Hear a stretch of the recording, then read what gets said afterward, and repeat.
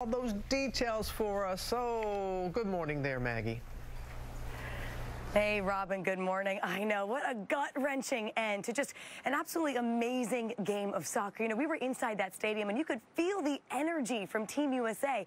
The game was physical. It was gritty, but Team USA, boy, did they show up. They gave it their all. Guys, in the end, just wasn't quite enough to pull out a win. So hard to hear from them. You know, some critics are now questioning if this is the end of Team USA's dominance in women's soccer. But guys, we have to remember there were 14 new players on the team this year, and every player we speak to says the same thing. They say they'll be back, and this young squad will be back better than ever. And guys, you know, we've been following this team for weeks now. We've been following the fans of this team for weeks. We chatted with some of them after the game as well. We asked them, are you still fans of Team USA? And they answered without a hesitation, yes, now and always. So still a lot of reasons to be chanting "Go USA," guys. Well, you've had a great time. You've done a wonderful job, Maggie, at bringing that back home to us. We really do appreciate it, and it's good of you to remind folks. 14 new players. Yeah. We'll see you in Paris. We'll see you. Yes. We'll see you at the Olympics. Okay, Maggie, you take care. Is in Melbourne as the team and their many fans. We're all trying to make sense of this loss. So, Maggie, what happened? That's the big question, isn't it, Eva? Hearing you guys run through what happened, it still feels shocking. I mean, this was just a gut-wrenching ending to what really was an amazing game of soccer. You know, we were inside that stadium. We felt the energy from Team USA.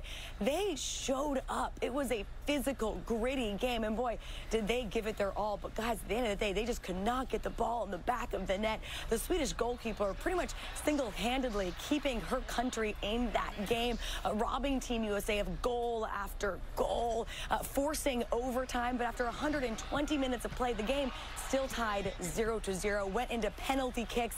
This was it. It was all or nothing for both teams. The two teams going tit for tat. The tension was so high inside that stadium, guys. The U.S. with some crucial misses. We had Maggie Rulli out there in her final World Cup appearance, punching it just over the net. Kind of heartbreaking to see. And then, guys, there was this moment with U.S. goalkeeper Alyssa Nair thinking she had the save, only for the referees to go back and look at tape and realize that the Swedish ball had just crossed over the line by, I mean, a fraction. A fraction. And guys, it was that fraction that gave Sweden the win, kicking the U.S. out of the World Cup.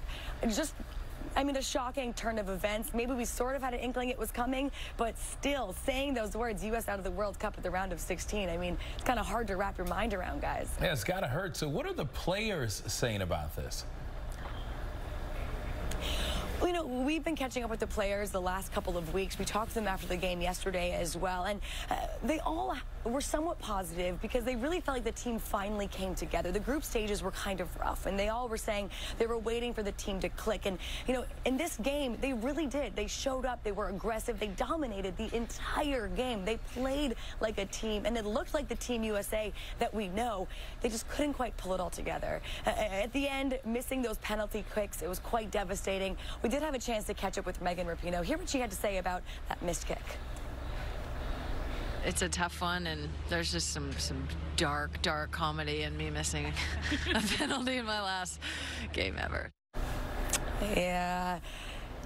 It was brutal talking to some of them because you could just feel how much they all wanted it. But, you know, they all said they're going to keep at it, and they're going to come back, and they're going to keep winning. But, Maggie, to your point, that Swedish goalkeeper, I mean, she had so many epic saves. They should have scored so many times. I'm curious, what's next for the U.S. women's team?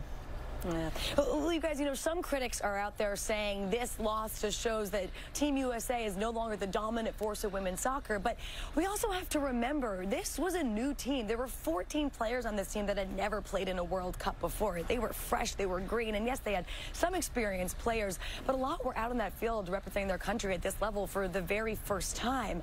And a lot of players also spoke to that. They said this is the time for a generational shift. We are looking at a new national team for Team USA. USA, and they're expecting big things. They're saying this young squad's going to come back. They're going to come back better than ever. We have the Olympics to look forward to next summer. I'm so excited to see what this team looks like then, because we got an inkling of what happens when they show up as a team. And guys, they have about a year to prepare. I'm expecting big things. And I also just have to say, you know, we caught up with so many fans after the game last night. They were all devastated, all heartbroken. But when we asked them, are you still fans of Team USA?